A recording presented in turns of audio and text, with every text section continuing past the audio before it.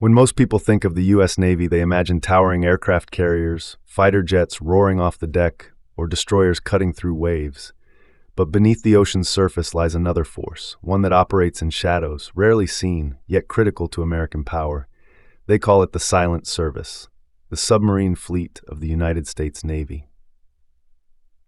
The story begins in World War II. At the time of the Pearl Harbor attack in December 1941, the U.S. Navy's submarines were relatively small, diesel-powered boats. They lacked the glamour of battleships and carriers, but they soon proved decisive in the Pacific theater. Operating in hostile waters, American submarines targeted Japan's merchant fleet, strangling its economy.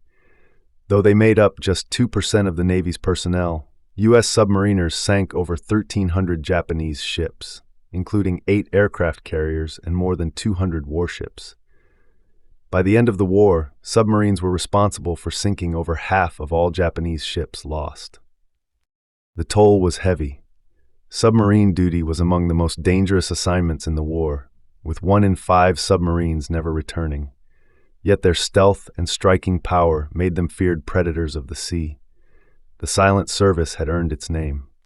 After World War II, a new era began. The Cold War with the Soviet Union pushed technology forward at lightning speed.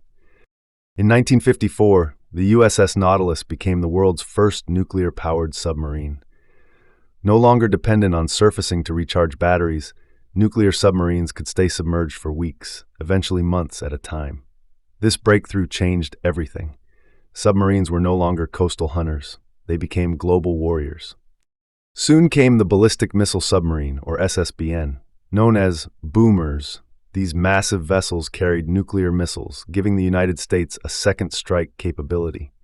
Even if America were attacked, hidden submarines could retaliate, ensuring deterrence. The most famous class of these submarines became the Ohio class, introduced in the 1980s. Each Ohio could carry 24 Trident missiles, each with multiple warheads, enough firepower to level entire nations. Attack submarines also evolved. The Los Angeles class, first commissioned in the 1970s, became the backbone of the fleet. Fast, quiet, and heavily armed, they hunted Soviet submarines across the oceans, tracked carriers, and conducted secret intelligence-gathering missions in waters few dared enter. The silent service wasn't just about warfare, it was about espionage. Submarines tapped undersea cables, monitored Soviet missile tests, and gathered intelligence that shaped U.S. strategy throughout the Cold War. When the Soviet Union collapsed, some believed the submarine's role would fade, but instead, they adapted. In the 1990s and 2000s, attack submarines launched Tomahawk cruise missiles during conflicts in Iraq, Serbia, Afghanistan, and Libya. Submarines became not just hunters, but precision strike platforms. Special operations also became a focus. Modified subs carried Navy SEALs, unmanned vehicles, and sophisticated surveillance gear.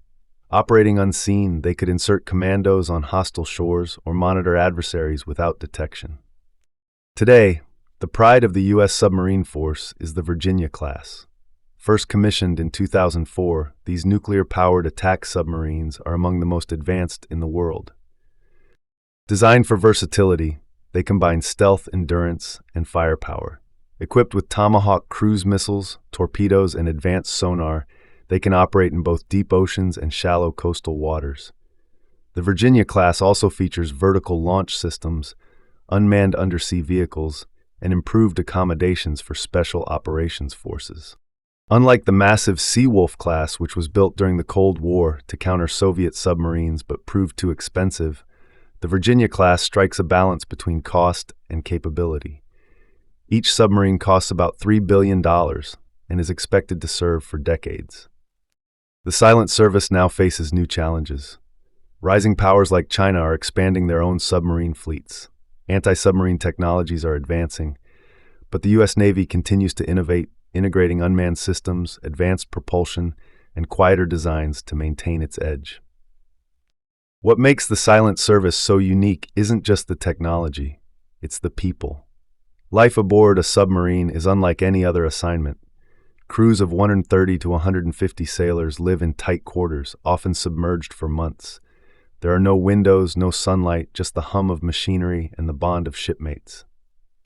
Every sailor is cross-trained, because when you're hundreds of feet underwater, everyone must know how to respond to emergencies. Submariners describe it as both isolating and intensely close-knit, a family beneath the waves. Because of the secrecy, many missions are never made public.